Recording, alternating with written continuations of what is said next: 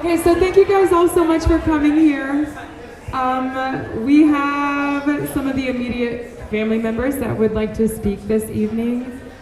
We have not decided who's going first. Maybe Mom would? You're gonna go last? Okay. Okay, yay!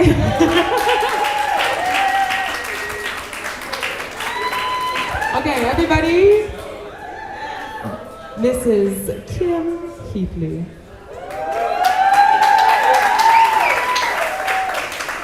First of all, thank you all so much for coming.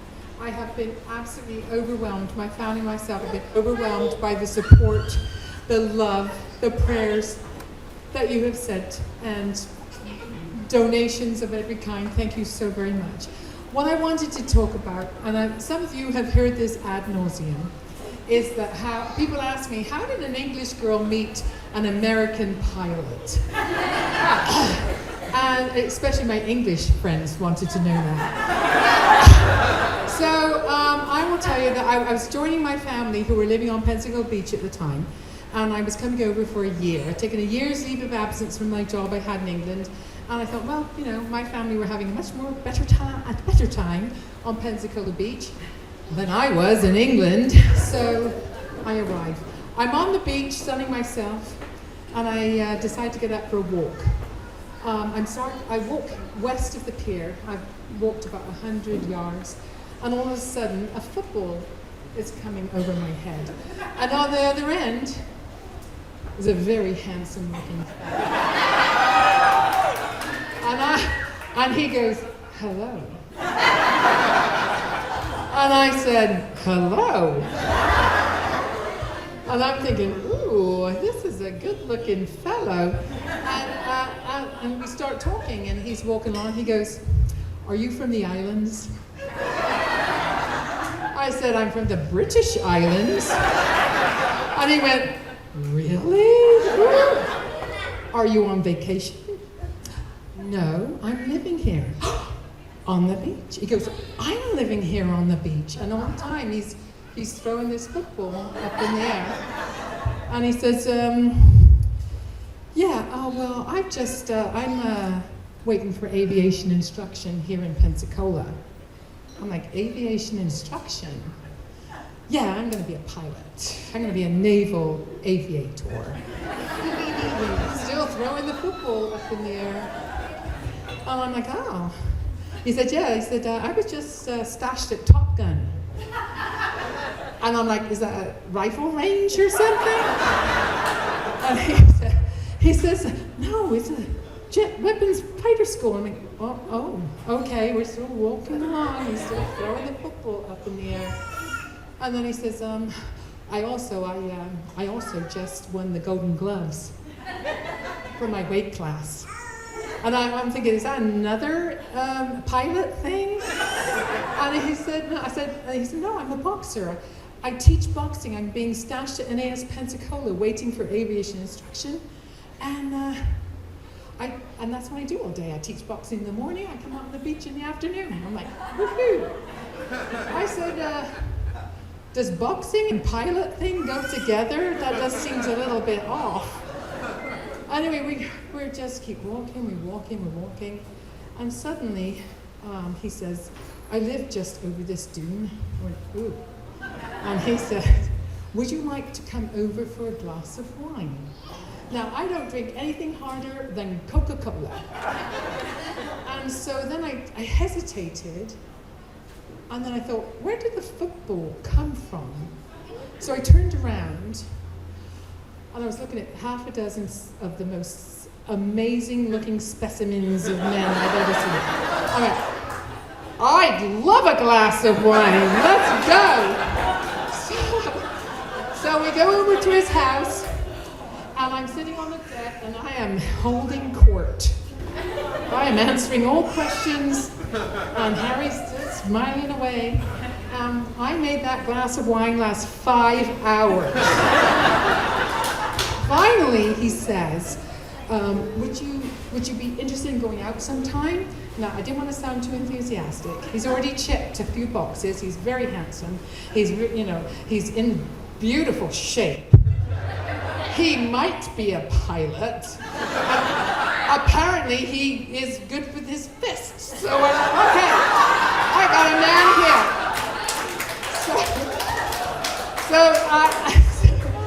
So I sat there, and he said, "So, would you like to go out sometime?" And I went, "Well, that would be very nice." I didn't want to sound too enthusiastic. And so he said, "I think it's Saturday night. Maybe he has a date." So he says, "Well, how about tonight?" And I went, "Yes!" We ran down the beach, picked up my stuff. He said, "I'll pick you up at 7. I ran into my mum. I said, "Mum, I'm going out on a date with a potential pilot and somebody who boxes." I said, "But he's so handsome." And she's going, "Oh, okay then." So I get dolled up in my English kind of attire. I got a slinky dress on, high heel shoes, hose. I actually put on hose, stilettos, slicked my tousled beach hair into a tight bun. I don't know what I was thinking. And then I waited, and at 7 o'clock came, knocked on the door, and there he was. He was in a faded t-shirt with button-up Levi's and a pair of flip-flops. And he looked at me and went, "I'll be back." And I went, "I'll go change." No, don't go change. I look desperate. No. He goes, "I'll be back in 10 minutes. So he ran back to his house. He came back in 10 minutes, knocked on the door. I opened the door, and he's standing there in a 3-piece suit. And I was hooked. 7 months later, I pinned on his wings, and another 7 months after that, we were married. Now,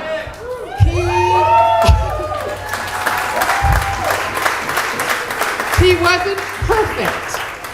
I hated his driving. Stop signs were a mere suggestion. I always wanted him to get a ticket, and the only person getting car tickets was me. And he would say, "Kim, I'm such a much better driver than you are." And he said, "I can get us out of any situation." And I said, "But you put us in the situation to begin with."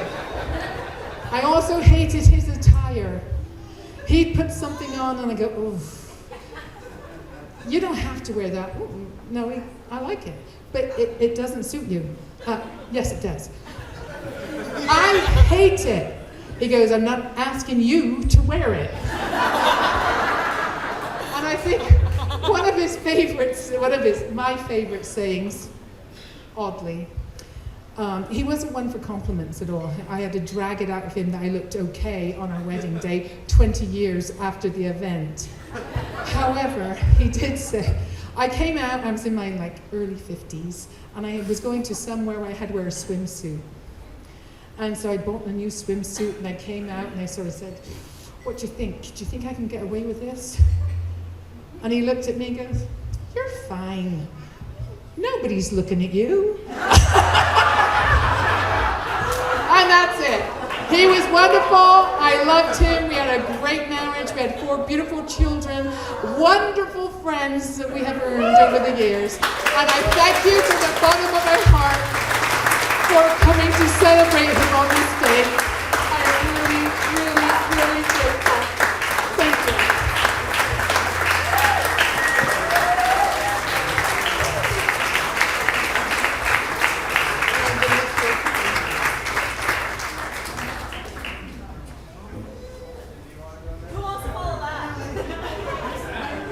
I was suggesting we go in birth order, but Brooke is vetoing that, so we're gonna go to Benjamin.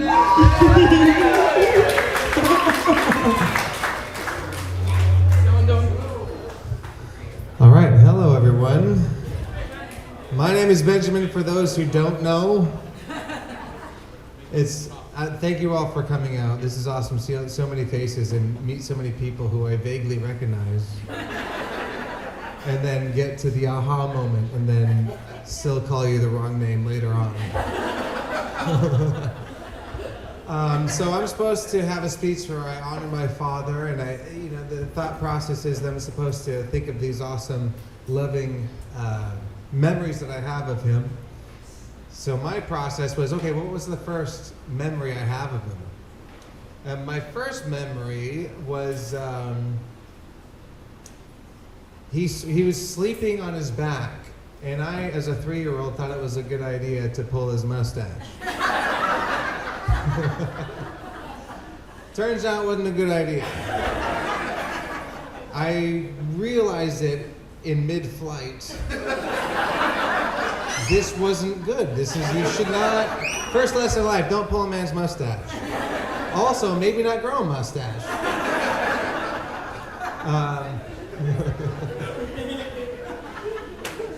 And then I'm like, okay, well, there's got to be, then one time, everyone knows my father's a man who would lift weights. I actually decided to accept that as one of my values in life, to stay in good shape.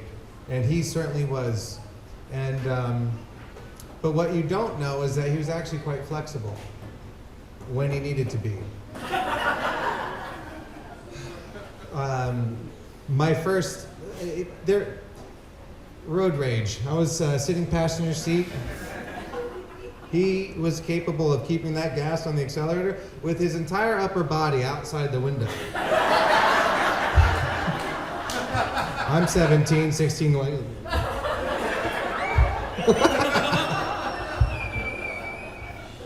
So, in my attempts to remember these fond memories, I started one that was kind of terrifying and now kind of illegal.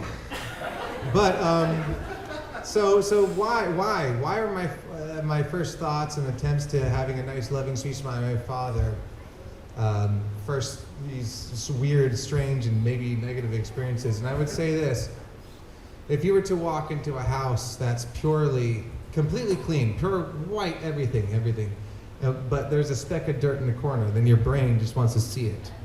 And that's what our brains do. It sees problems. And so there was a time in my life where I had criticisms of my father. And there's actually someone in this room who reminded me that I was raised really well and I should think of them, both my mother and my father, in a more reverent way. And she was right. And so to use that analogy of the cleanliness with the tiny speck of dirt that you focus on, that white room was the love that we had as a family. The shows that you see, like Family Matters from the 90s, or Full House, or Malcolm in the Middle, it's about a family that loved each other. They had their weird problems and things that happen, but at the end of the day, they all love each other. And that was the creation and the habitat that both my mother and my father built. And that was what I knew, and that's what I thought was normal. And as I got older, it doesn't seem like that is a whole lot normal. I feel like I've been so blessed to have a man who is the character that he was, who was fun, but also one that built a relationship with me personally that I didn't have to tell him I loved you every day. It was known. I was the least communicative as a son of my other siblings, but I always knew it was there. It never ended. I knew that when I came home, everything would pick up right back where it left off. There was no conversation that I regret not having with my father. Everything had been said. And I think that's the kind of love that I hope that everyone can find in their life. It's very subtle, it's soft, it's not huge. And hopefully you don't miss it. And for everybody in here who is grieving as we are, don't forget to cry. I certainly know that I have, especially for the men in this room. Please cry. It's been said that grief is the price we pay for love, and it's time to pay that price. Because he certainly loved us, and we all had a great relationship with this man. There's a room full of people who are awesome, and I'm meeting, I know 75% of you, I think. And it's awesome. I'm glad to see the legacy. You are his legacy. This room is his legacy. And with my mother also. So thank you all for being here. I love you all. And God bless everybody. Thank you so much.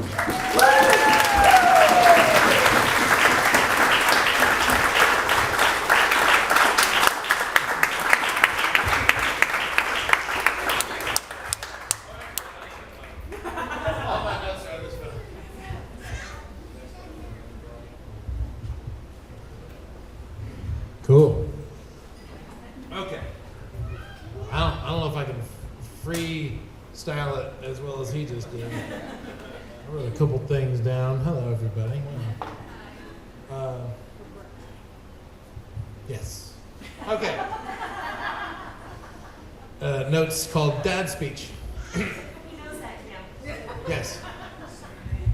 Oh, hello. For anyone who doesn't know me, my name is Brett. My last name is Heatley. So is that good? Thank you all for coming. My dad loved a lot of things. We talked about it in the sermon earlier. He loved life. He really did. And if you're in this room, he loved you too. So it's a wonderful moment to see all these faces that have shared time with him. But I just wanted to talk about a few of the things that he loved, such as dancing at his competitor's expense in a cornhole, texting the family chain the play-by-play of the latest big sports game. We don't even know what's going on. He's letting us know third quarter, it's tied 7-7. We're like, okay, keep us posted. He loved to test the full driving potential of a rental car, no matter the risks of the helpless passengers. Meticulous examination of a freshly cut yard, that is something he very much loved, but I think he loved more was walking you through every detail. As we mentioned earlier, paddling in a tube raft, trying to fish out his favorite golf club from the lake, and dodging golf balls from the entertained golfers on the shot.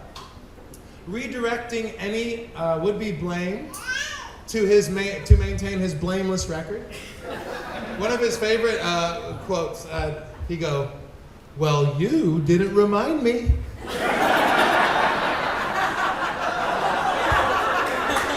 He was right. I didn't remind him. We're all joking at him, but we freaking love this guy. Okay, but I'm gonna keep going.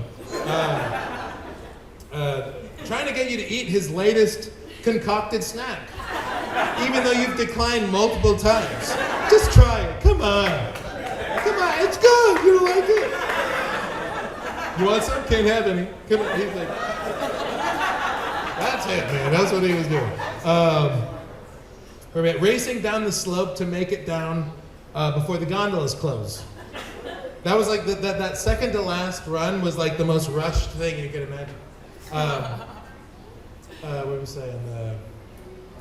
He loved making it to the party. He loved wearing Eagles gear at every opportunity, singing along with our kids' 4-part harmonies, and winding up for a big pull my finger. That was when he was quite notorious for. Smoking Cuban cigars with the boys and pontificating on life in the back. Going on road trips, packed to see his family friends in landmarks. Holding his grandkids' hand.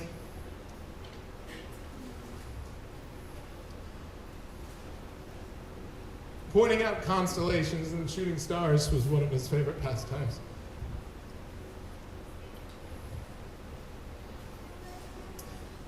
Sitting in his backyard in a very highly curated happy place with a big sign that said Harry's Happy Place.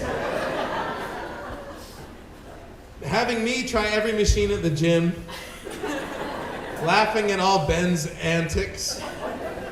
Listening to Bryn's beautiful singing performances time and time again. Immersing himself in Brooke's adventurous storytelling. And dancing with his wife on an empty dance floor. And he loved all of you guys. I've learned so many new stories just in these last few days from all of you. And a part of him lives in you. And I get to see that for the first time as I hear these stories. And your love for him shined through him. And I got to receive that every day as his son. And I just want to thank all of you for help making him who he was. A wonderful, caring family man who could not have enough friends.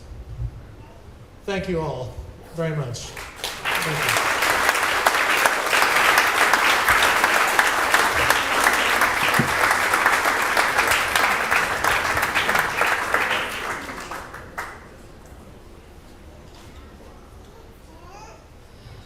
Oh,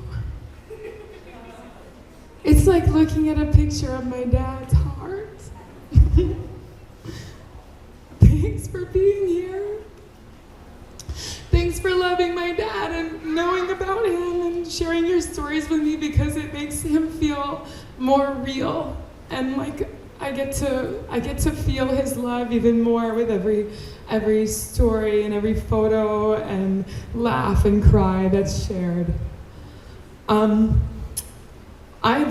I love my dad so much, and I loved how much he loved us, and I didn't realize how special that really is, I think, because I was just born with it.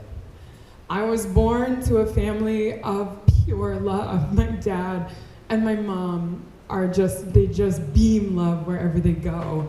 And so to me, that's like totally normal. And I didn't realize that not everybody has that. And with that feeling, it feels like I have this now. I know what true love is, and I want to share it with the whole world. And it feels like it's right here just looking back at me. So thank you guys for loving him. I was an accident.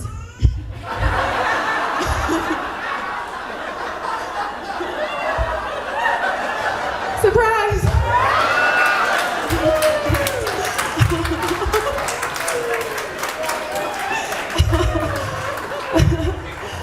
My mom and dad had that really cute love story, and then they had Brooke, and then they had Ben, and then they had Brett, and then 5 years later, my dad went to war. He was in the Gulf War, and he was on an aircraft carrier. And my mom was raising 3 kids at home, and they were 5, 7, and 8, right? 4, 6, and 7. Yeah, we were 2.5 years apart, all 3. That's a lot of work, Mom. Well done.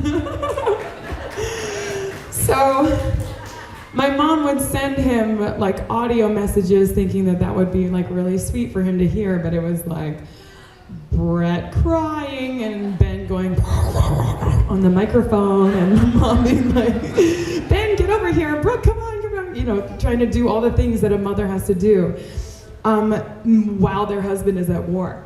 So I've even glimpsed little love letters. Sorry, Mom, I snooped through your room and found love letters from them to each other, and just the love that they felt for each other and the pining that they had for each other and this beautiful life that they were creating together was immense. And when my dad came home from the war and sees his beloved, beautiful wife and his 3 adorable kids,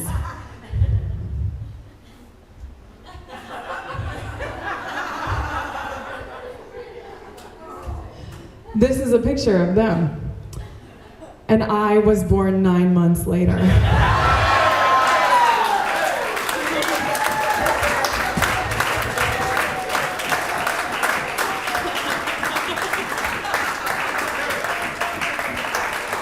Pretty much to the day.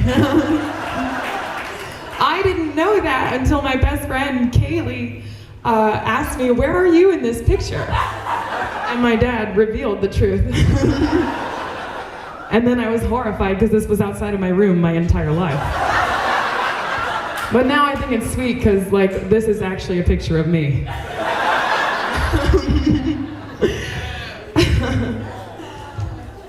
And so I guess I feel so incredibly lucky. At first, I feel mad and I feel sad and I feel like, oh, I've never begged the universe for anything so hard as I did. I prayed in every way I knew how, and I know many of you in this room were praying with me, and thank you for your prayers.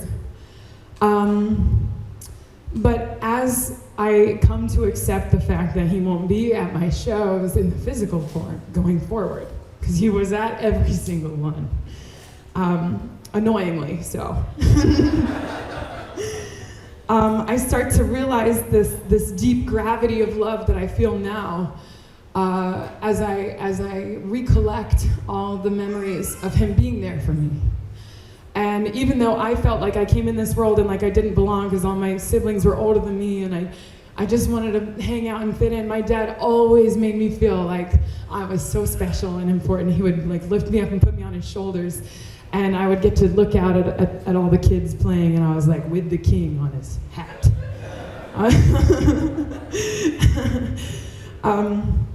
And so now that he's passed, I am entering a new relationship with him where I can remember him coaching me now when I'm throwing the cornhole toss. And I'm like, did he say the thumb was there or there? Like, I can't remember. I should have listened instead of be like, stop, Dad, I got this. But now I can appreciate all the guidance that he gave me. And I wish I remembered how he said that the lawnmower started. So I guess what I'm feeling now is like, there's so much depth of appreciation now. And there always was, but for some reason I was kind of weird about like showing my affection as much. And maybe it was because he was at all of my shows. That sometimes I would cringe because he would walk over to anybody who was getting into the music like this. He'd beeline for them and be like, hey, what do you think about the singer? And they'd be like, oh, she's pretty good. He's like, that's my daughter. And he would do that even to the bartenders, like of the place that I had already worked many times and he had already been there before, but he forgot that he had already talked to them about it. And he'd be like, yeah, what's this band called? When are they playing next? So he was like, even in the shadows, my hype man, like secretly letting people know that I was his daughter. And at sometimes I cringed about it because I was like, Dad, just let people have their own experiences. But I love how much he was gonna love me with all his might, no matter what I thought about it. And I love that feeling because now I'm like, oh, if I ever have kids, I'm gonna make them cringe with my love for them.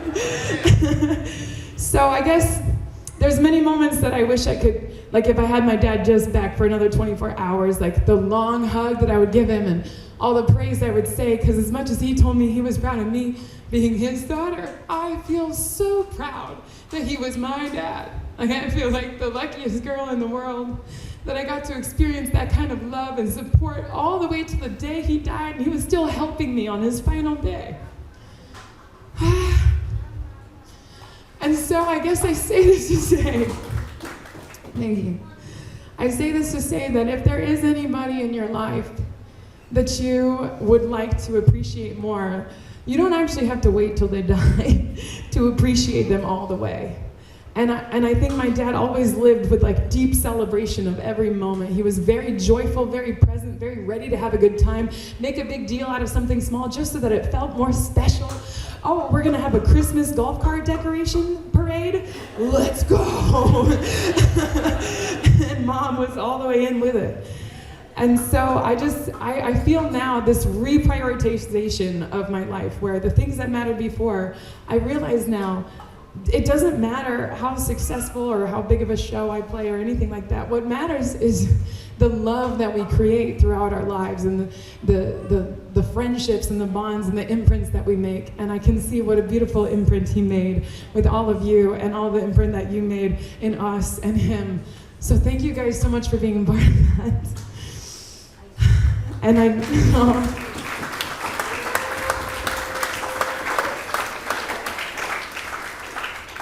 so anyway, I could go on for another 32 years about everything about him. So I'll close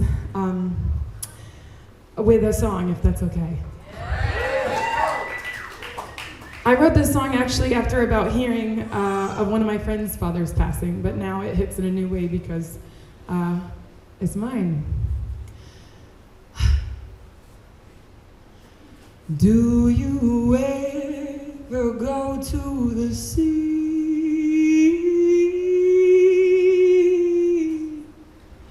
just to hear the ocean breathe.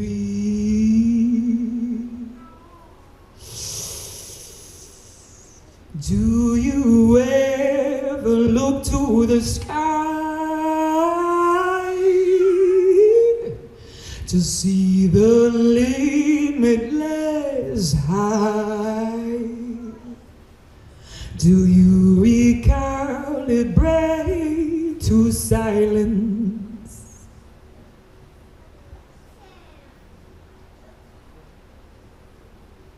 To appreciate the shape of sound, shapes constantly surprising me in the unfolding of the clouds. This is what your life is for. Oh, the presence that you bring, every vibration that you make, eternally echoing, wing, wing, wing, wing. So sculpt your echo, echo, echo, echo, echo. So when you go back to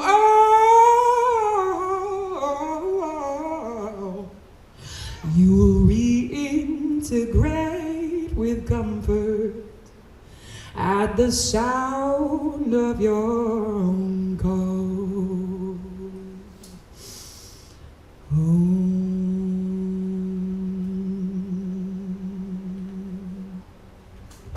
Thank you.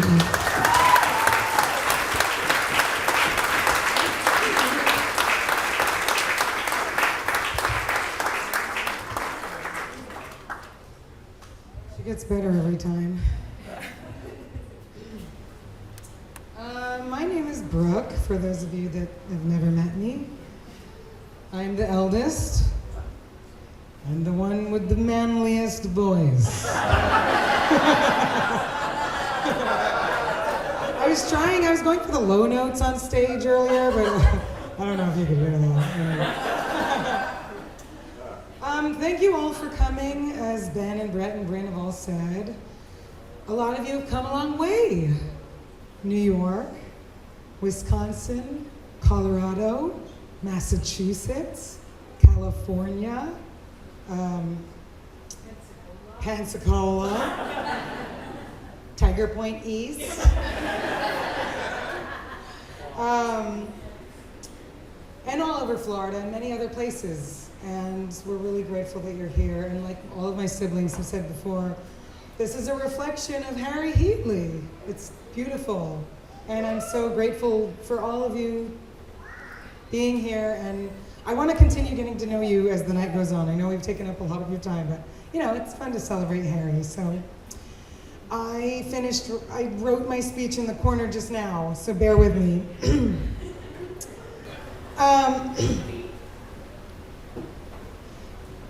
It's a little unconventional, but I was trying to think of what to say about my dad, and there's just too many things. I love him. I miss him.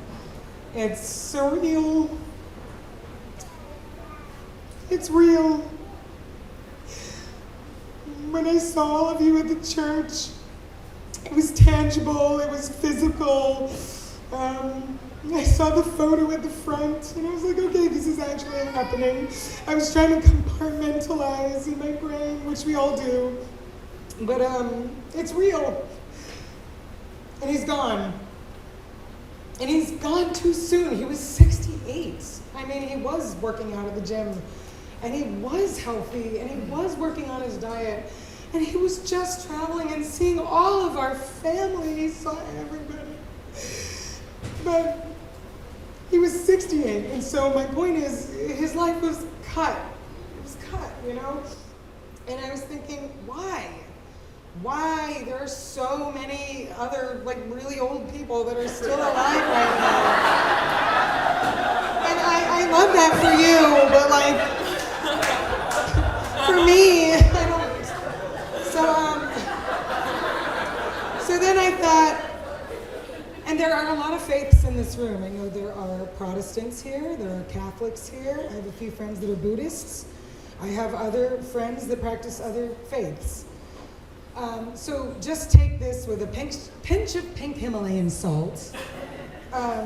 This is just a hypothetical situation. It's not really real. But if it were the case, I imagine it would go a little something like this. Here's God. And here's, it's pretty cute. Here's God. And here's Harry's soul. And they're together. And God says to Harry, Harry, I'm gonna give you the gift of the human experience. I'm gonna send you down to earth. Okay? I'm going to present you with these lives. Kind of like a pensieve in Harry Potter, if anyone knows Harry Potter. And so he's looking into the pensieve of all these lives, kind of scrolling as you do. And he lands on this one, and he goes, ooh, zoom in on that. Oh, okay. Born in Allentown, Pennsylvania. Ooh, nice rolling, beautiful green hills. Snowy in the wintertime, I like that. I'm one of 6 kids. 3 girls, 3 boys. That's cool. Okay, I'd be the quarter of the football team. That's pretty cool. What? Wait, what? I get to fly helicopters? Okay. Oh, wait, my friends fly jets? Okay, that's okay. No. You know what? Helicopters are fine for me. They take off vertically. Who is that? Hold on, zoom in. Holy, who is that? That would be my wife? Wait, that woman, that beautiful, gorgeous person in the red bikini would be my wife? Okay. And she's smart. And she's funny. And she's loving and she's devoted. And she's my best friend for life. And a backseat driver, okay. Well, that's okay. I'll note that. Wow, we end up having 4 kids. 4 talented kids. Keep going, keep going. All right, I get to coach them in every sport. Like, every sport. Yes, they get annoyed with me on the way home as I recap their performance play by play. But after they cry, we laugh it out. And we support each other and we truly love each other. Okay, that's beautiful. I make 100,000 best friends. I make 1 million gazillion special memories. Wow. And then God was, you done? Yeah? Okay, so he's watching and then God goes, but there's one caveat, Harry. Your life will be cut short by just a bit. And he's looking and he says, I'll take it. It's perfect. And that's how I imagine Dad chose his life. I'm a little drunk, okay?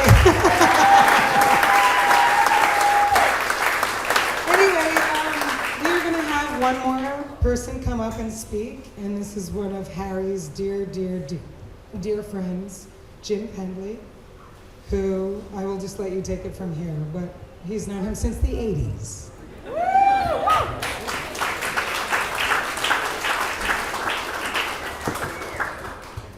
It's not the hardest job in the world to step up in front after that. But, yes, I met Harry in 1982, and I was telling the 4 Bs this story the other day, and they said, we have to tell that next week. So that's why I'm here. 1982, I'm on board the Puget Sound. It was the flagship for 6th Fleet, tied up in Guy to Italy. And we had a new pilot coming, flying in that day. Great, we had 4 pilots on the deck. We rotated people in. So new pilot shows up, Harry Heatley, never met him. shows up carrying his bags, got all this stuff, and as he comes on board, he says, "What's going on back there?" We said, "Oh, on the flight deck, we're setting up a boxing ring, because in those days, when ships got together, they would have a boxing match. It was just old Navy tradition, have a boxing smoker." So, and the captain of the Puget Sound his nickname was Coach Flesh. He loved the sports stuff. So he was very disappointed that the other ship had challenged us with a heavyweight boxer, and nobody on the ship wanted to get in the ring with this guy who was the Sixth Fleet champion and stateside champion. Harry'd been on board about an hour. He said, "I'll take him." Now Harry is, he's jet lagged. He hasn't even unpacked yet. And our officer in charge says, "Hey, I've got 4 pilots. I can't afford to have somebody get their brains beat out on day one, No. Harry says, "I'll take him. I'll be fine."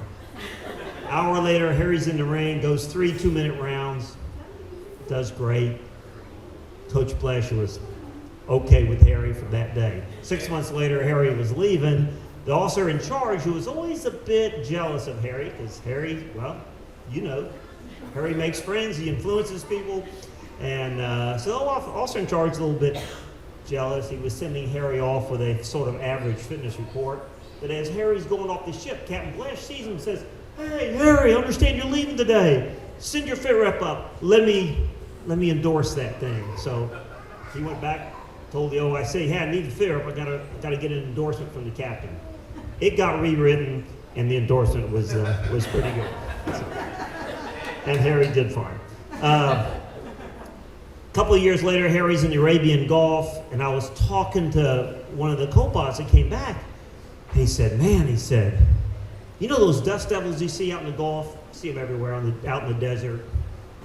Kind of hard to miss." He said, "Man, we flew through one of those things. That was rough." So I thought, how did you fly through a dust devil? I mean, they're about as easy to see as a palm tree. So how'd that happen? Harry comes back a couple weeks later. I said, "Harry, what happened to the dust devil?" He goes, "Oh, did you hear about that?" And I said, "Yeah, I heard that. From the crewman too." He says, "Oh yeah." He says, Don't fly through a dust devil. We tried it one time, and it was terrible, bad idea." So, no good. Don't do it.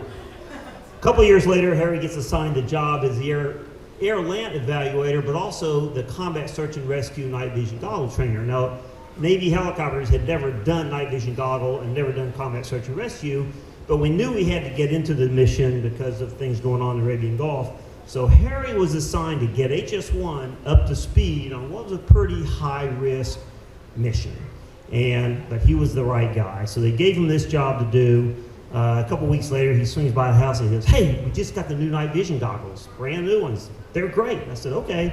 But I was less than convinced they were much of an improvement over the old ones. He said, "Come on, let's go." Jump in the car, out on the racetrack road, 70 miles an hour, lights out, night vision goggles. A lot of fun, hoping there were no deer or deputies out on the highway. But he convinced me that we had better equipment. That was good. First aircraft commander story, or for his first aircraft commander flight, I was his co-pilot. And they asked me to tell these stories because by the time these guys got a little bit older, Harry's flying days were sort of behind him. So they asked me to share these stories. His first aircraft commander flight, I'm his co-pilot. We launch out of Jax, go to Cecil Field. Our job was to pick up a Marine sniper team and then circle the airfield while they moved special weapons around the airfield. So had to have security for that. We get over the airfield. It's closed. The ground fog has the runway zero visibility, 500 feet below. Harry says, "I know where the runway is. Not a problem." Calls the tower, says, "Hey, we're going to land on main runway." And they said, "Well, the airfield's closed, visibility 0. He said, "No, we got it."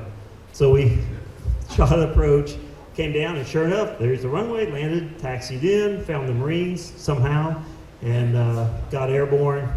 Did the mission, got back to Jax. The operations officer is waiting for us as we shut down. Not happy. "Did you guys land at a closed airfield?"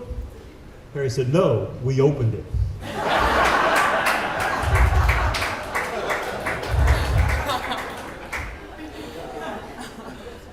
And the last thing I'll say about Harry and Kim and this family, after I retired, I had a chance to go up and teach some leadership and ethics courses up in Maryland. And one of the lessons we had in the ethics course was on truth-telling. And the lesson had been labeled lying, which I thought and some others thought was a bad. So we changed the title to truth-telling.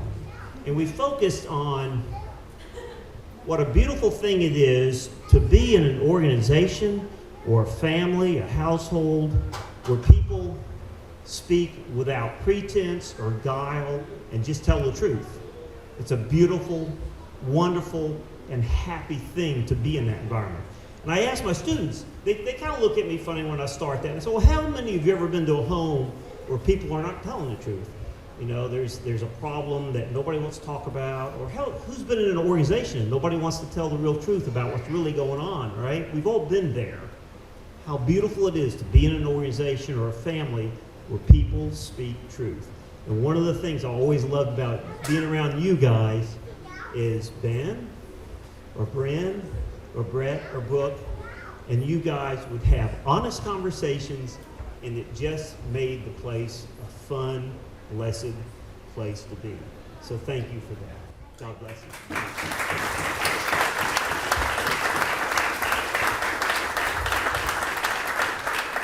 So, thank you guys so much for being here.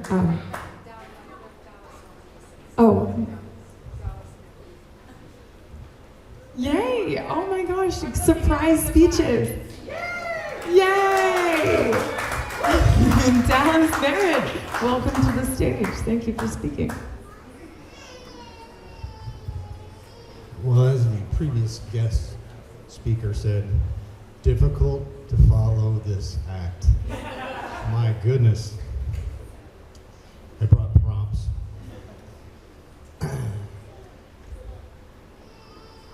Okay, I'll get through this. I brought those props to remind me that I was introduced to Harry Heatley in 1984. Sometime in the month of April, I was assigned to fly with him, and whether he had a hand in that or not, I don't know, because he worked in operations and he wrote the schedule. But in any case, he and I flew our very first flight on April the 12th of 1984. And from this day forward, we've been friends. And that started our relationship as friends and family members. I flew a second flight with Harry. A couple of months later, we had, for whatever reason, a warm-up flight that I needed. And so he assigned himself to fly with me. And when I looked it up in the logbook, I was like, every flight before that, I had had 10, 12, 8 landings. I flew with Harry. We had 25 landings that day. Now, whether he thought that I needed extra landings, or as I hoped it would be, is that he decided that he was going to make me as good as he was, and took the extra time to help me be better.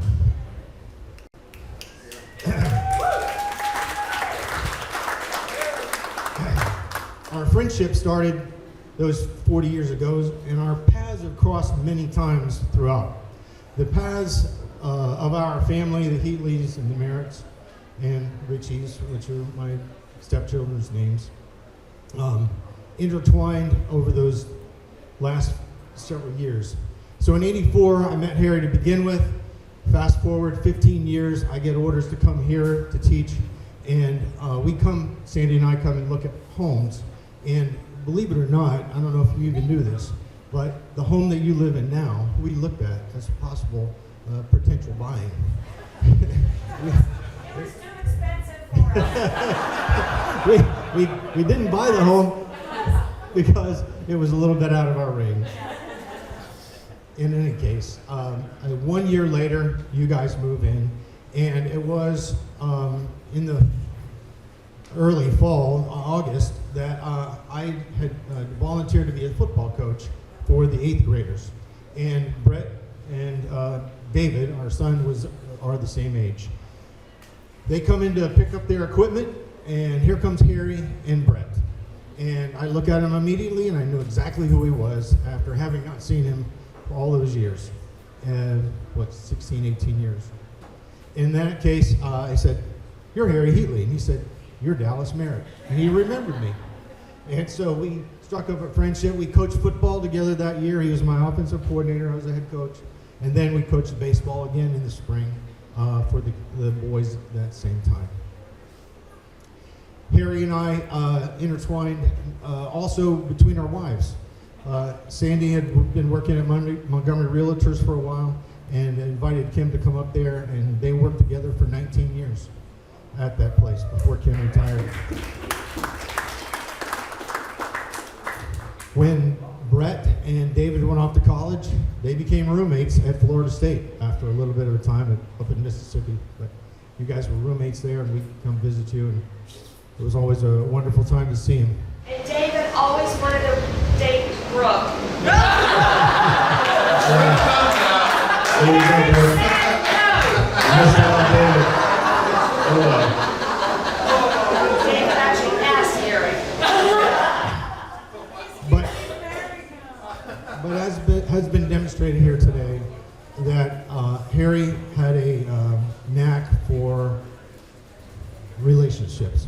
He had a knack for meeting somebody, getting to know them, and then holding on to that.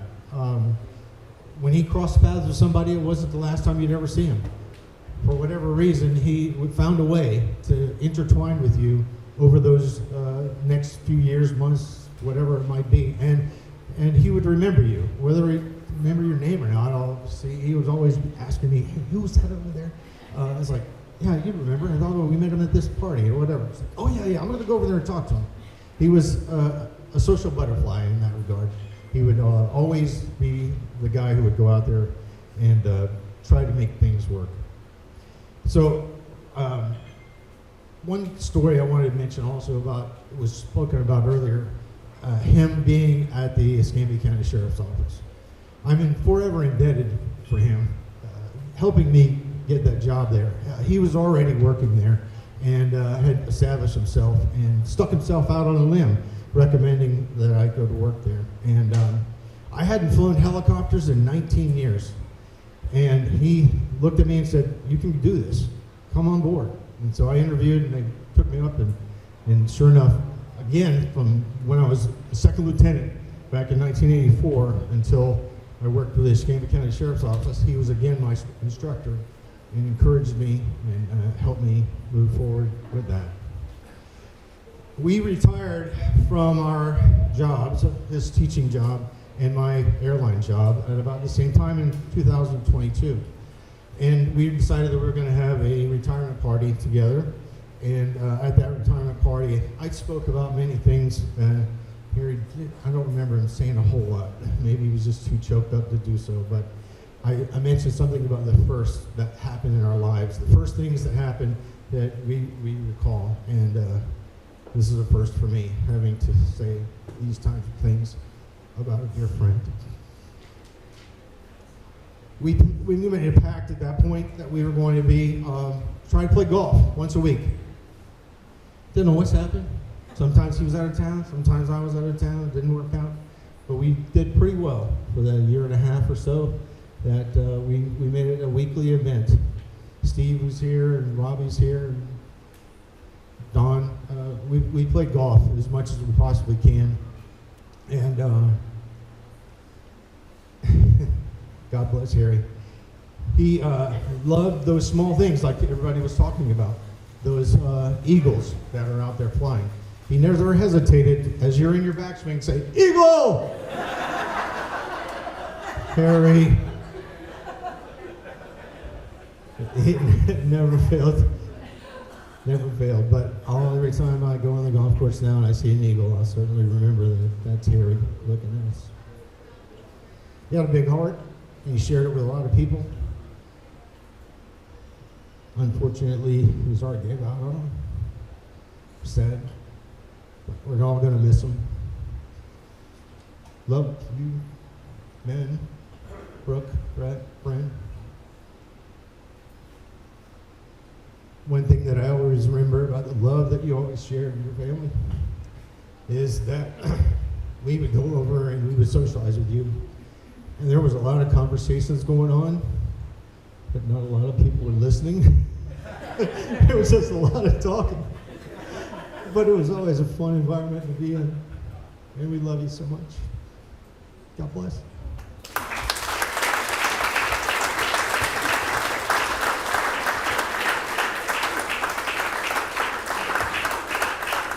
We do have a video for you in case you haven't cried enough and you want to fall more in love with Dad. We have also added this to the smorgasbord of love.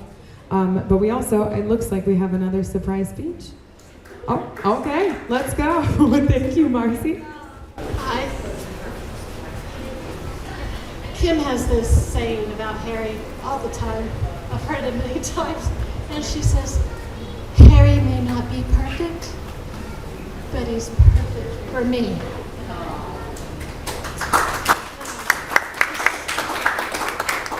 And he was perfect for all of us.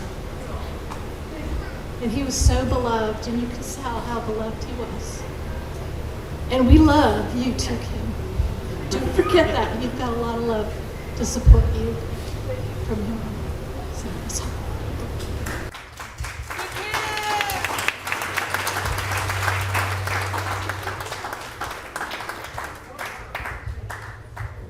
All right, I'm definitely not going to do as good as anybody up here because I'm just winging this, but I'm going to tell you a story of Harry that we just found so funny that happened, and it just kind of just showed how Harry just was always trying to help people and trying to be a good person.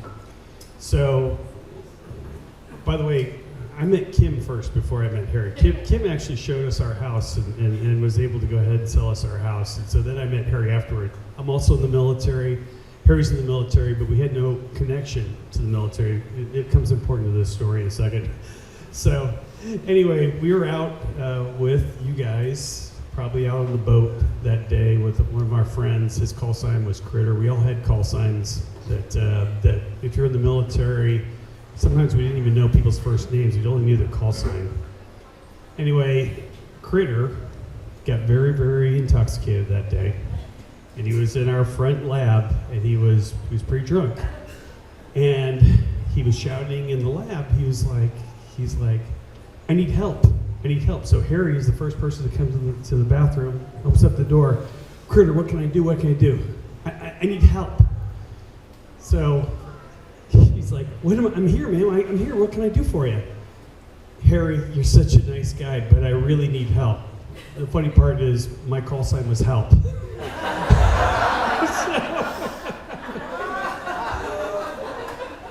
Anyway, just Harry had such a wonderful heart, and I told this to Kim earlier, and I said, you know, nobody's truly lost if people remember them. And by gosh, Harry will always be remembered because he's just such a great human being, and he'll always be a part of us. And I just want to say, we miss him.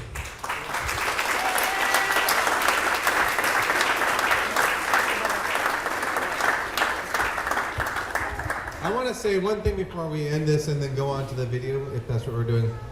Everyone realize that Dad would want this. He would want to have this rock star celebration of life where everyone's laughing and having a great time, and all these people coming up. He would be bragging about it. Like, this is what he wants. So thank you all for coming. And we need to, everyone recognize that. All right, that's it. That's everyone.